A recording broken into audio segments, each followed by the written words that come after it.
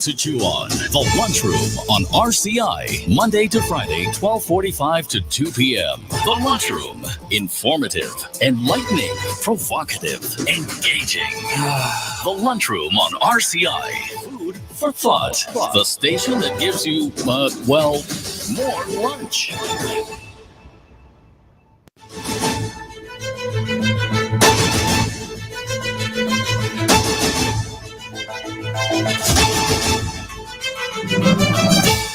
Pleasant good afternoon to you, and welcome to the Lunchroom on Radio Caribbean International for Wednesday, May the 7th, 2025, and it is program number 1369 of the Lunchroom. I'm your host, Calix George Jr., and of course, in addition to 101.1 FM radio, you can also get us at our website, rcistlucia.com, and we are also streaming live on Facebook. And you just have to search for the official page of Radio Caribbean International on Facebook. And please be sure to like and share that as well with your friends and family. If you want to call in to tell us what's on your plate today, the number to do so is 452-3046. Again, 452-3046. You can also reach us on our WhatsApp number. That is 724-0008. Again, 724-0008. And that number, you can call into it or message in on WhatsApp.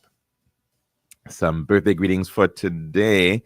And we first want to send out some best wishes to Mr. Embet Sejis. Happy birthday to you, sir. And we do hope that you are having a fantastic birthday celebration. We also want to send birthday greetings out to Mr. Dwayne Monrose. Happy birthday to you. And we hope that you're having a fantastic birthday as well. Also to Mrs. Krista Smith Peter, happy birthday to you, and wishing you a wonderful birthday celebration. It's also the birthday of Annette Christopher. Happy birthday to you, wishing you a very wonderful and blessed day. A bit of a look back in time and some of the events that occurred back in history on this day in May the 7th, 1867, Swedish chemist Alfred Nobel patented dynamite in England, and it was the first of 3 patents he received for the explosive material. In the year 1912, on this day, Columbia University approved plans to award the Pulitzer Prize in several categories after establishment by Joseph Pulitzer.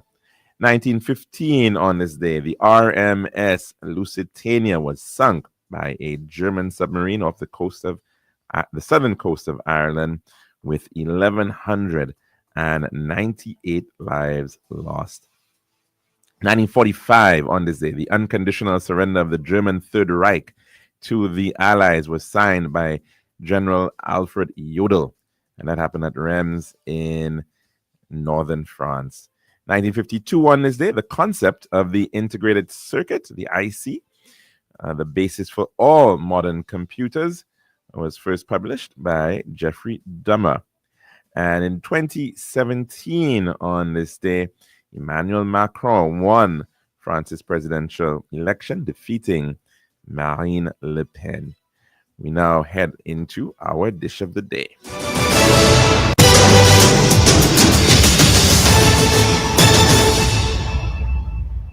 The Daily Dish is one of the kind compliments of our good friends at Tiles Plus. One tiles for your home, I see. Bathroom, kitchen, pantry. Need tiles for your balcony. Come down to Tiles Plus, satisfaction guarantee. Tiles Plus, Tiles Plus, Tiles Plus. Big tiles with unbeatable cost. Customer service, A+. Need all kind of tiles. Come down to Tiles Plus. We also got gas and vanity. Box, doors, you'll see. Come down to mind nobody. We got the best tiles on island. Trust me. We are located Land Street in Castries, Bosses Grizzly Lakes, and Flag Street in Beaufort. Telephone number 453-7939. Tiles Plus. Serving now, the Daily Dish. Welcome back to our program for today. And of course, we are in the throes of the St. Lucia Jazz and Arts Festival. Tonight, the festival heads to Pigeon Island for the first of many of the main stage events for this year's St. Lucia Jazz and Arts Festival. And of course, Many have welcomed the innovation of this particular night, dubbed Kingdom Night, and an opportunity for many to take in a more inspirational, spiritual form of music, and it has certainly broadened the reach of the Jazz and Arts Festival in this regard. And so, very interesting. Of course, in fact, yesterday there was a pure jazz event, I believe, as well. But of course, the pure jazz events being on a smaller scale, more intimate settings, indoor spaces.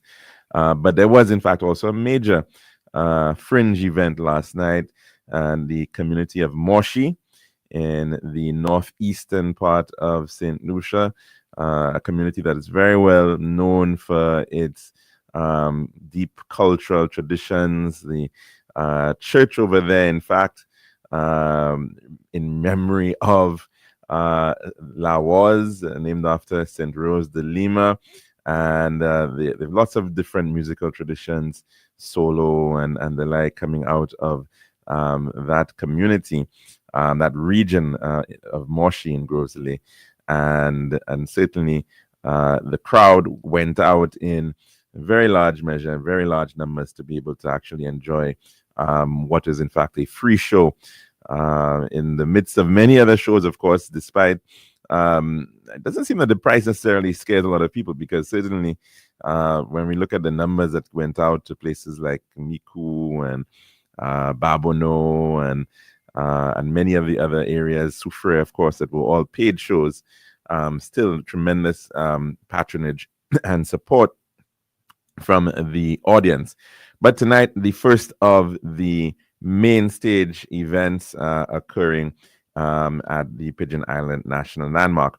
It also is a transitionary period as well, and lots are happening in the city itself. And the Arts in the City component of the St. Lucia Jazz and Arts Festival is certainly a very, very well thought out and conscious, initiative taken on by the Cultural Development Foundation.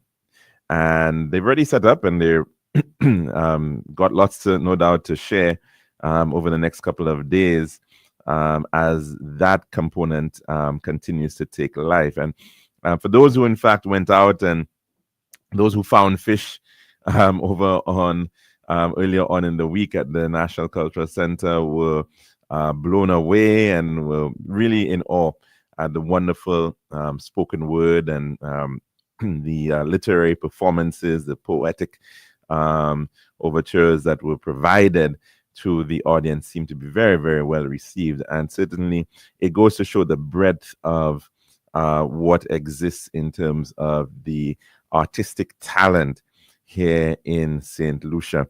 Quite often, even in places around the world, you see the attempt to embellish your transport hubs and your train stations and your airports with public art. And that's a very, very big movement that we've seen. Perhaps started off very long ago, the likes of the Parisians and the Muscovites in their metro systems made a point of really developing lots of artwork along the walls, murals, adorning and these spaces, and the importance of celebrating these points of entry and exit have been done in the past. Of course, in the case of St. Lucia, we don't really have a bus terminal as yet, although we did hear some discourse in this year's budget about plans afoot to be able to develop a bus terminal for the city of Castries, as well as one in Vieux. But the importance of celebrating art, especially in places where people are coming and going, is really, really important, and has been certainly important. We enjoy that when we travel and we pass through airports and whatnot. And I just wanted to perhaps highlight an initiative that was actually done recently, to appear by, I believe, a gentleman by the name of Mr. Edward Romulus, an artist, and he seems to have done some really wonderful, a really wonderful, display of art at a, sorry, it was Archie Romulus, is the name, and a lovely bus terminal. And we know that bus shelters or bus stops uh, tend to be very simple structures. I mean, just a place where somebody can shelter and wait for the next bus to be able to come. But he really did some marvelous work in uplifting and designing a bus shelter. And using floral designs, and of course, a very, very large, picturesque red rose in the backdrop of it, and certainly, gave a completely different image to what a bus shelter, a bus stop could be here in St. Lucia. So, of course, kudos to the authorities who made it happen, and of course to the artist, Mr. Archie Romulus, for ensuring and reminding us that art really should be everywhere. It should be celebrated in our buildings, in our public spaces, in every form that we can find, and that is really important. And that certainly is, I think, the essence of art in the city, to be able to give the city vibes, to be able to give the city life and activity and buzz. Is always very, very powerful. And we see it all around the world. People are, in fact, witnessing just that, the power of arts to be able to transform. I'm not sure if we appreciate how, amazingly successful thus far the St. Lucia Jazz and Arts Festival has, in fact, become. Over 30 years in terms of a journey. And of course, we're still hearing debates by some politicians as to who started the Jazz and Arts Festival. And of course, they've even been court matters over that matter, I believe, over the issue of the name of the Jazz Festival and all of that. But that's all an aside. As a country, we've embraced it, and it has continued up to this point, albeit a short period of a break, a sort of an interregnum within the entire period. But it's back, and it has certainly been happening. And I was actually interacting with some gentlemen from the neighboring islands of Antigua as well as St. Vincent, who've come across here with their wives to be able to actually enjoy the St. Lucia Jazz and Arts Festival. And they were just taking in the fringe event of Moshi Jazz last night. As I said, a free show. And they were astounded at the scale of what they thought was just simply a community event. And of course, to see the extent of the setup, to see the number of people who actually came out to support it, and the quality of the performances, and everything was very, very, very of a very high standard. And we really do need to commend a number of the individuals who are, in fact, making these festivals happen at the community level. In some instances, you actually have communities that may have a fair bit of infrastructure in terms of the institutions that can support these events. And of course, I think of Soufregs, for example. It has a mini stadium. It has the Soufre Foundation, and that can certainly support a lot of the work of Soufre Jazz. But some other communities don't necessarily have what Soufre has in that regard. I mean, Castries, of course, has the benefit of the Castries Constituency Council, and of course, they putting on a special event on Thursday and Friday, which really looks to target the development of the future of the jazz, the up and coming youngsters, youth, and so of course they're putting on the Junior Jazz Festival at Serenity Park this Thursday and Friday. But some communities don't actually have that level of institutional strength. And so really, it depends on a lot of goodwill, a lot of effort in place by committees, by individuals who have come out and who've supported over the years because of whatever experience they have and skills and expertise they offer that. And in fact, quite often free of charge to help and assist in terms of the community aspects in the Jazz and Arts Festival. So certainly kudos to those individuals who are doing so. Of course, in the case of Moshi, that's pretty much how they've been operating. A lot of it has been through the goodwill of people, some of them from the community, some of them not even from the community, who've come on board and who continue to be able to provide that kind of support and development for communities like Moshi. Of course, in the case of Arts in the City, this is a production of the Cultural Development Foundation. And it is a really, amazing milieu of different expressions. So it's not just about the music element of it, which is there, but they are infusing the dance components of it. And of course, we've been seeing the efforts of doing so, remembering the likes of Teresa Hall and her contributions to the development of folk dance traditions right here in St. Lucia. And of course, big shout out to Isa. He was at Moshi as the MC last night. But certainly her contribution is being remembered, and that legacy is so important for where we are at right now. And hopefully, of course, as we continue year after year, we will see other individuals being honored. Last year, we saw Sir Llewellyn Xavier and his contributions in terms of the visual art and the breadth of his production, certainly in terms of his artwork, was on display. The largest ever art exhibition put on in St. Lucia, which happened last year. So every year they're trying to innovate. They're trying to bring a different perspective, a different opportunity for people to be able to express themselves in different ways.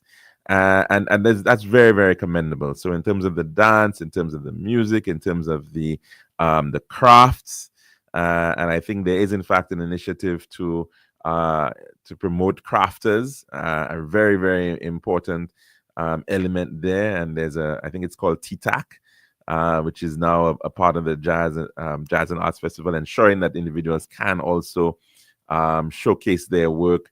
The various individuals who are making jewelry, who are making bags, who are making accessories, who are making ornamental items, and the whole breadth of wonderful craft work that is going on through TTAC. So good initiative as well in that regard, and also trying to bring on other elements of art, of course, the visual art also. And there's always been a sort of an opportunity for educational aspects within that setting.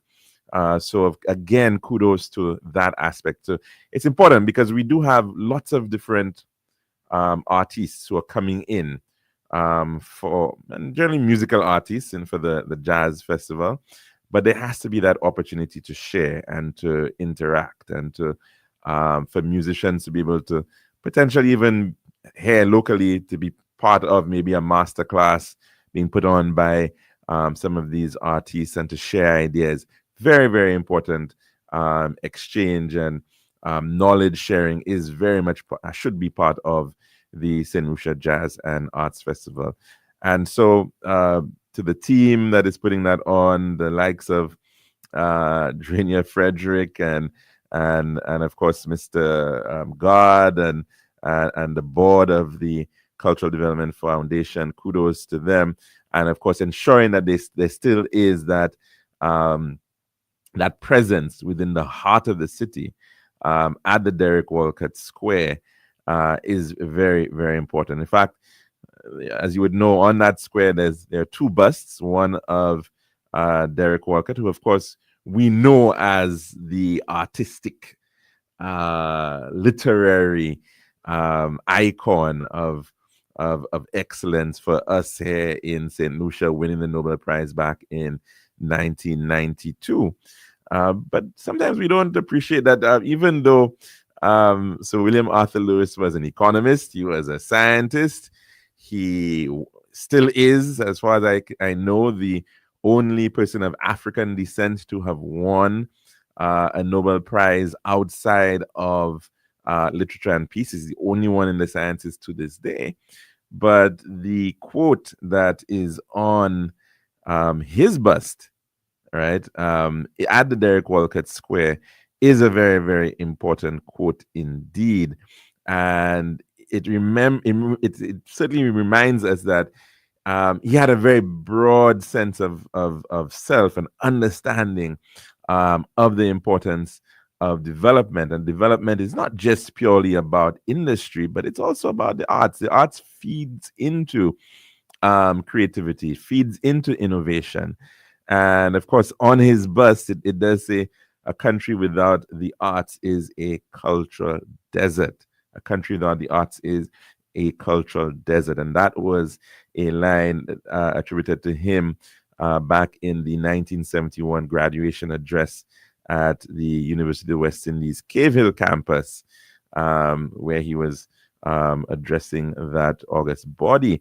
And so it's very important to note that we have to be very much cognizant of the importance of arts in our society. And it is not just something that is still treated as an aside, but is in fact given sufficient amount of space within our economy, as well as certainly within the development of it through our education system. And I still think we've got a ways to go in that journey. That it should not be, an individual should not have to necessarily choose to say they're not doing a particular art, or and so all of those areas we've made some progress in regards to. I think there are now theater arts and being offered, and there's visual arts, and of course there's also music. But we have to look at how many students are actually taking up those courses. How easy is it for students to be able to take up those courses as well? And we certainly have to be thinking about that aspect, that especially when we're speaking about the workforce of the future. The workforce of the future can differentiate itself very much so in terms of how innovative and creative they can be. And so developing that side of your brain is vital. And so that is a very important step that we have to ensure, that in developing the holistic individual, the Caribbean individual, that individual is not just simply a worker in a factory, or a worker in a hotel, or a banker, or somebody who's working in a hospital. But that person also, even if it may not necessarily be their main form of income, but if they so choose, it could very well be that they also see a place there to have artistic and creative expression in those spaces. Because we know that even in a hospital setting, there is a need for creativity. There is need for inspiration. There is need for ensuring that element, that emotional intelligence, is actually also there. So having that multidisciplinary exposure, that comprehensive understanding of the human being is very important. And so our education system also needs to be more reflective of that reality, and that certainly we place more emphasis, or reasonable equal emphasis, on ensuring that our students are not just only getting doing some science subjects, they're not only doing math and English, but they're also ensuring that they can express themselves and their talents, whether through song, through dance, through visual expressions, whatever the case may be. Very, very important indeed. that we embrace that. And let's face it, the way the world is going right now, it's all about content. It's all about, and then of course that's another component of the arts right now: the digital content, the digital media that is very much front and center in around the world. So the photography is now becoming artistic, right, and expressing that way, and as well, film, right, which is sort of takes and brings together all of these various art forms in a very, very impactful way. And I just want to also shout out to and congratulate the producer and the team that was working on St. Lucia's latest film, Heartfall, which I understand was launched, not too long ago. I think it was over the weekend or so. And kudos to Mr. Elijah Anatole for producing what seems to be, just based on the trailer, I haven't actually seen the actual movie as yet, but seems to be a very thrilling production, all shot in St. Lucia, St. Lucian scenery, St. Lucian actors, St. Lucian producers, doing photographers and videographers and editors, a full St. Lucian undertaking there. And so congratulations to all of those individuals who are making it happen in the area of film. And let's hope that we can also see maybe in moving forward a St. Lucia Film Festival, or maybe even tagged along as done separately, or as well tagged along as part of the St. Lucia Jazz and Arts Festival as we move forward. I think we've said quite a bit here already, and I think it's a good time to take a pause. That's our dish of the day. When we come back, we'll take in our weather report, thanks to the St. Lucia Met Services and Tiles Plus. This has been The Daily Dish.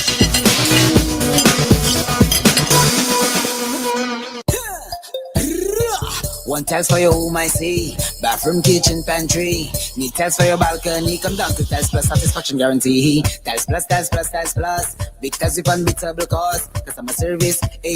With all kind of tiles, come down to Tiles Plus. We also got gasway and vanity. Pots, doors, you'll see. Come down to mind nobody. We got the best tiles on island. Trust me. We are located Land Street in Castries, Bosses Groceries, and Flag Street in Beaufort. Telephone number 453-7939. Island style, yeah. We got the time to make you go. We got the time to make you say, yeah. We'll have to make the right choice. Island style.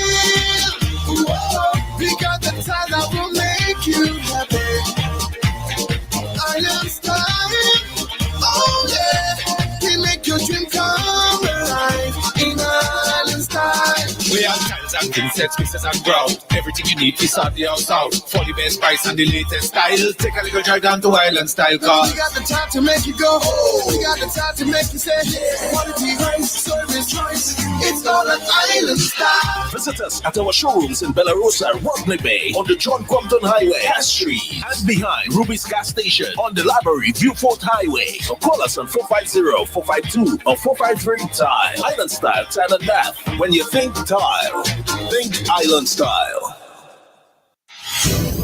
This is Radio Caribbean International. It's now time for the weather news. And that's of course 1.1. It's now time for your weather report as of 12 noon today, presented by Island Style, Tile and Bath.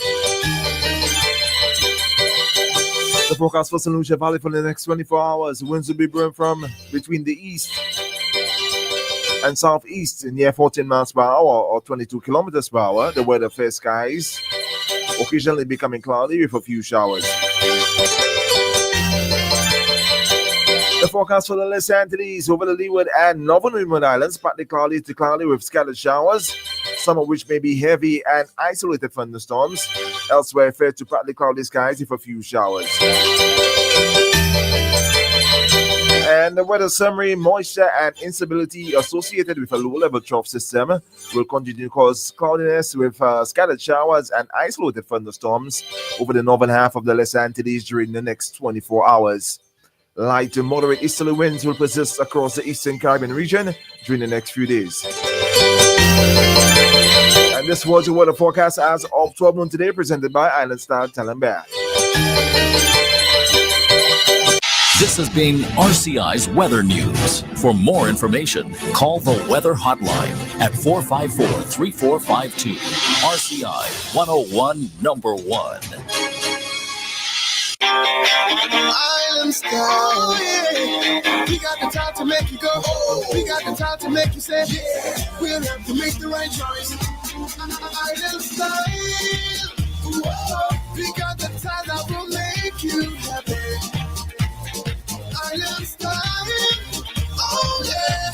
We make your dream come alive in Island Style. We have tiles and princess, pieces and ground. Everything you need is on the house out. For the best price and the latest style. Take a little drive down to Island Style car. We got the time to make you go.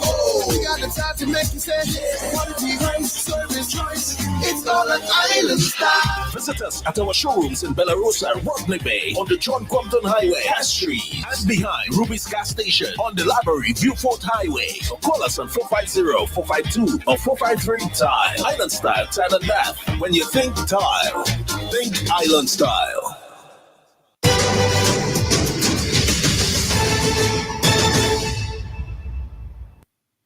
And welcome back to the lunchroom here at Radio Caribbean International. Of course, the number to call in to tell us what's on your plate today, it is 452-3046. Again, 452-3046. And you can also message in via our WhatsApp number. That is 724-0008.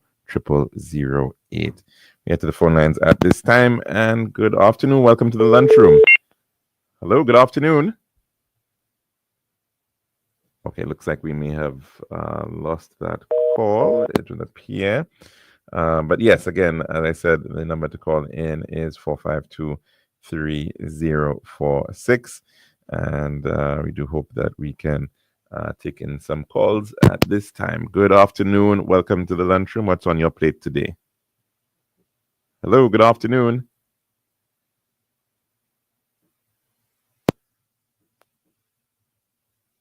Looks like we seem to be having a bit of an issue there. Well, we don't know, but let's keep on trying to see if we can get in some calls.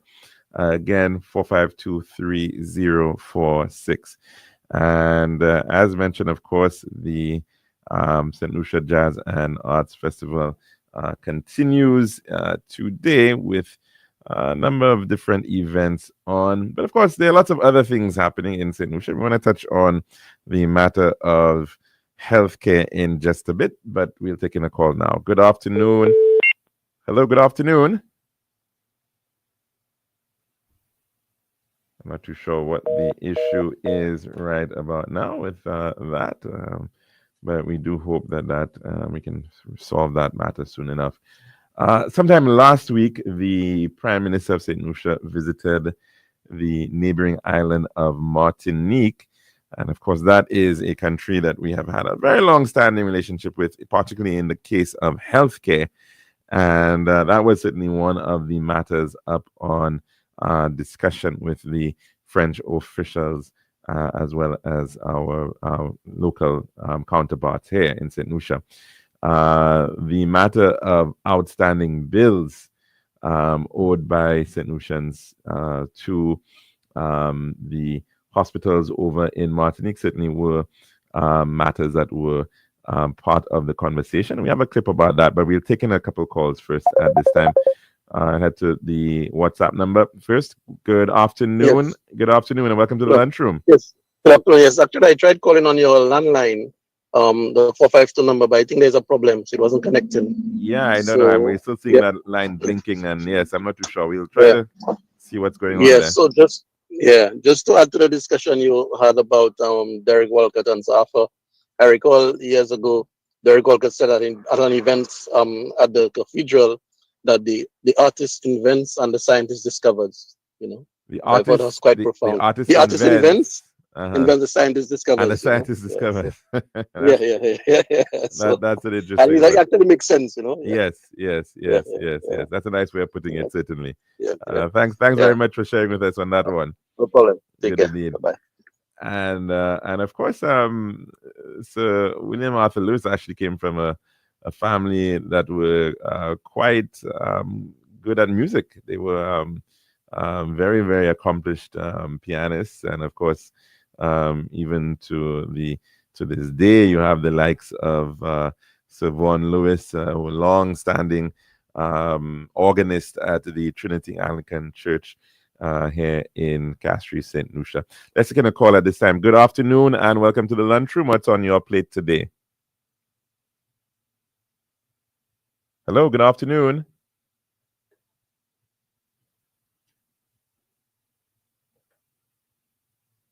Hello, good afternoon. No, okay, no, it looks like we're having a few issues indeed with our phone lines in that regard. But we're going to see if we can, what's the issue there. But of course, the number to call in is 452-3046. Of course, just as the last caller on WhatsApp mentioned the cathedral, we should perhaps note that the conclave for the election of a new pope, a new pontiff for Bishop of Rome, who heads the Catholic Church around the world, the 267th pontiff. That begins today. It has already begun, in fact. And we should have and see one vote happen before the end of the day. Let's try taking a call. Good afternoon. Welcome to the lunchroom. And what's on your plate today? Hello? Okay, I'm not too sure what the issue might be with respect to our lines, unfortunately, but hopefully we can see if that can get resolved. See the light blinking again. Let's see if we can actually connect with this caller. Good afternoon and welcome to the lunchroom. Hello, good afternoon.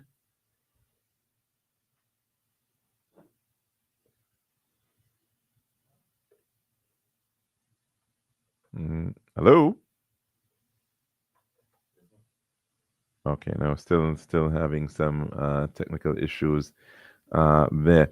But as I was mentioning, of course, yes. So you have 133 cardinals who will be participating in the conclave, and a conclave is effectively a secret election, you could say. I mean, every one of them come together in the Sistine Chapel for that event. Let's get a call. Good afternoon and welcome to the lunchroom. Hello, good afternoon.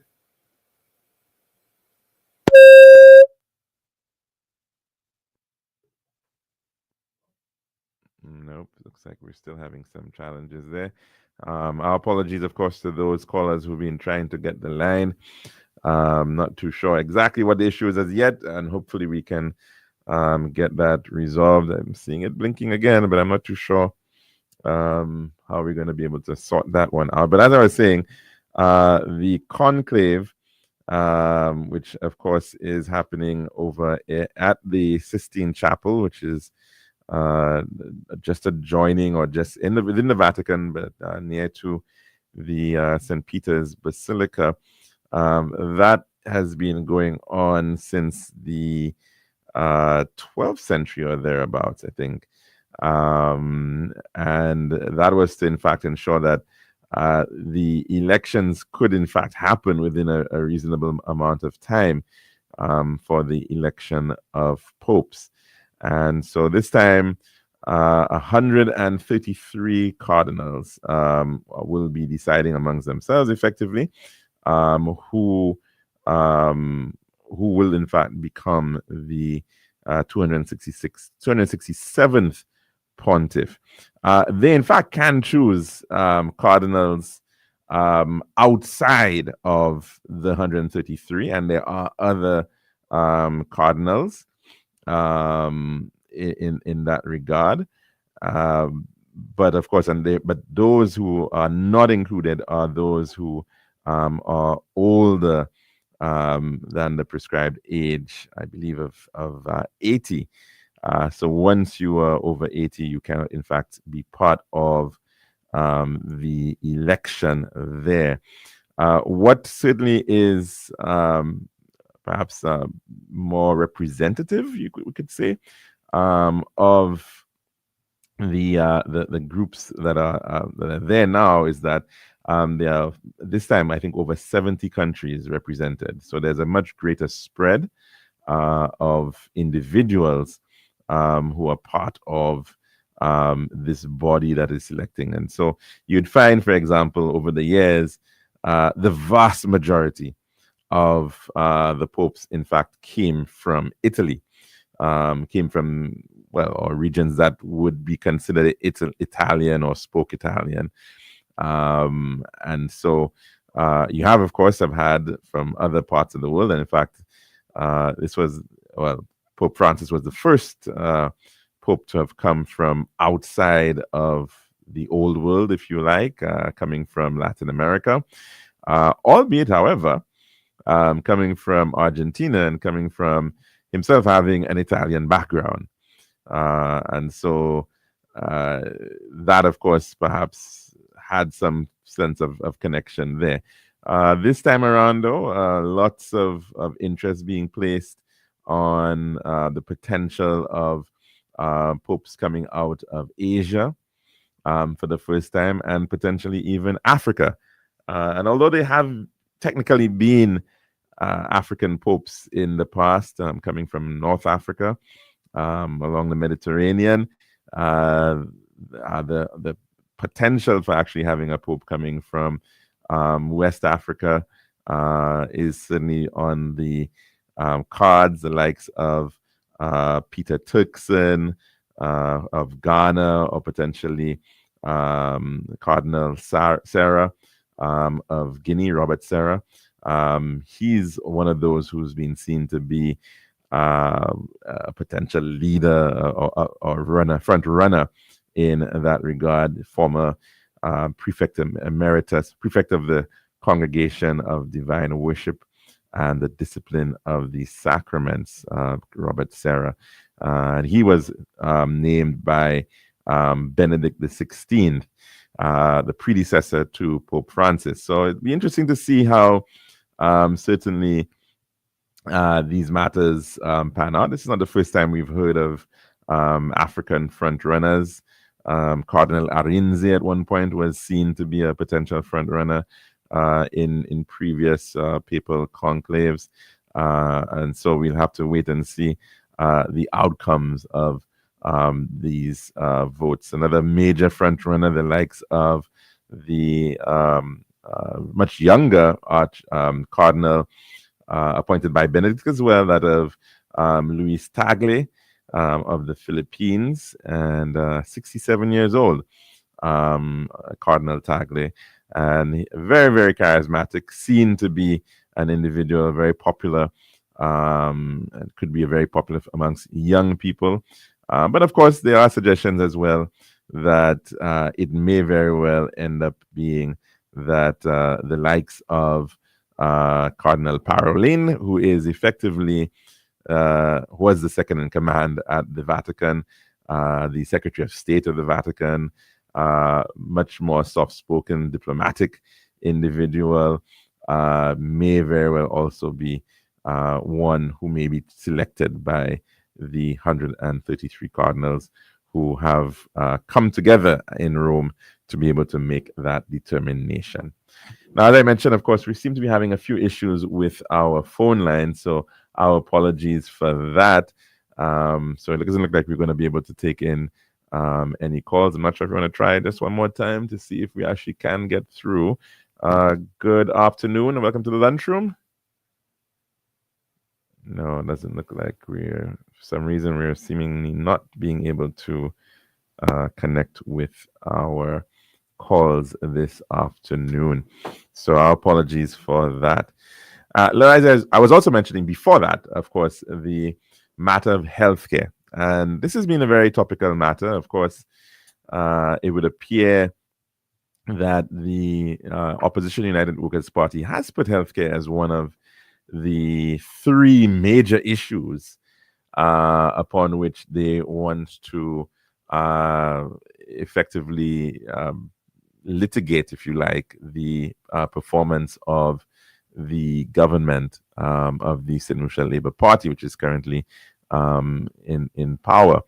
Healthcare, crime, and cost of living very boldly placed on their lecterns at their various political party meetings.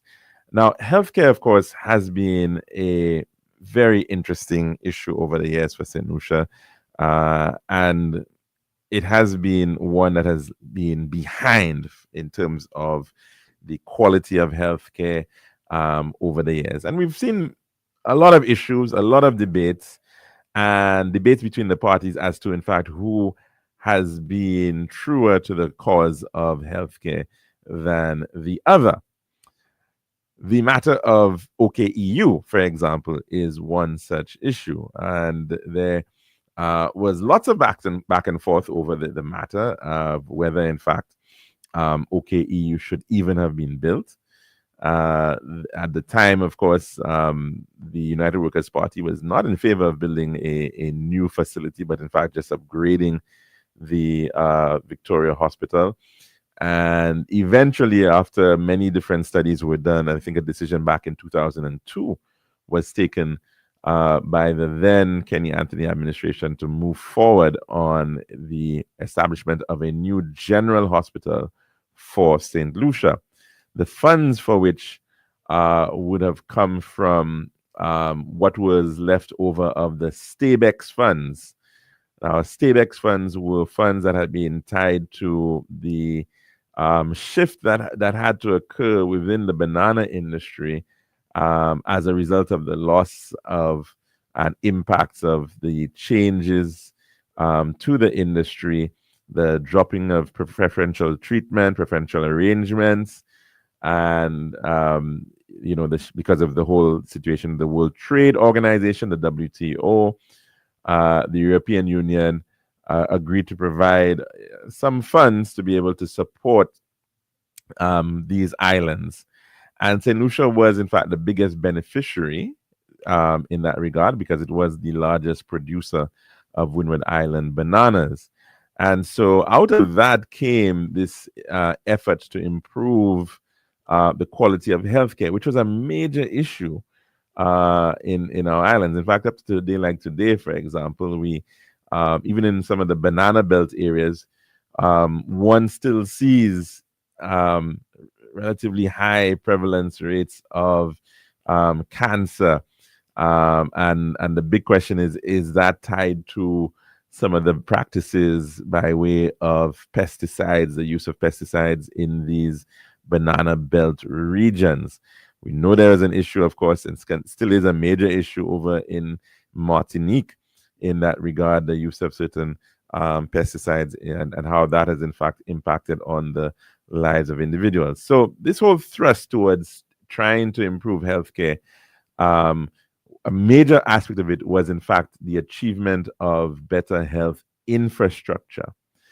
And so, of course, the move towards the establishment of the OKEU hospital went forward, and it was designed very, very carefully based on a lot of different studies looking at the population size, looking at the health burden, and estimating how many beds would actually be required and what types of services would be required. And so came out a plan and a design for what is now the Owen King EU Hospital. Unfortunately, of course, sometimes we see changes in approach and changes in administration. And one of those, in fact, led to, although, of course, there was almost no choice because the decision to build that hospital had already been taken and had already been signed off by the Anthony administration, and they went ahead with the EU providing, in fact, what is the largest grant ever by the European Union to a country in the OECS. And unfortunately, though, there had to have been some commitment by the government of the day to have co-financing for this project. By the time there was, in fact, a change in administration, a decision was taken, hey, we cannot afford some of the co-financing, and so we will, in fact, scale down on the OKEU hospital. And that effectively resulted in the loss of what is now called the fifth finger of OKEU. So the entire build out of what was deemed to be necessary was in fact not achieved. We're seeing the impacts of that today because there are simply just not a sufficient number of bed capacity. There is not a sufficient amount of bed capacity within OKEU. And so the administration now must find the resources to, in fact, ensure that the OKEU is, in fact, built out to be able to support all the services that it was originally designed to do. But what also happened, unfortunately, due to the length of time that it took to actually commission the hospital, lots of equipment was actually purchased for that hospital. And unfortunately, a lot of the equipment ended up, as a result of not commissioning and not having the appropriate maintenance regimes in place, meant that some of the equipment ended up getting damaged. And after millions of dollars spent, a lot of it was just simply not usable. And that is, of course, another unfortunate situation with respect to our healthcare system. So you still have a situation where individuals don't have access to some of the diagnostic equipment, like the MRI machines that should have been available and that are not. And then, of course, we have the very, very sad situation with respect to that of St. Jude Hospital. Now, in fairness to the government of the time, back in 2009, already there was work ongoing with respect to one general hospital. And then, of course, the country found itself in a situation where it had a fire at St. Jude Hospital on the 9th of September 2009, 999. Of course, it led to the loss of 4 lives, unfortunately, and the relocation of that hospital. And a decision was taken by the then government, the then administration of the United Workers' Party, which included, of course, Mr. Alan Chasney and Mr. Guy Joseph, who were members of the cabinet, who signed off on redeveloping the St. Jude Hospital at the current location, utilizing the existing original buildings of St. Jude Hospital. This was a decision that was taken by those gentlemen at that time. Somewhere along the line, they decided that they were no longer going with that plan. And that was after $98 million had already been spent on that facility. And a tremendous amount, nearly a third of that $98 million was in fact for equipment on order, for materials and other equipment for the use and installation within that hospital. Whether it was kitchen equipment, equipment for the laundry, diagnostic equipment on hold with GE, a lot of other equipment in storage, right? And a lot of it, unfortunately, we don't even know what occurred with a lot of that equipment up to a day like today.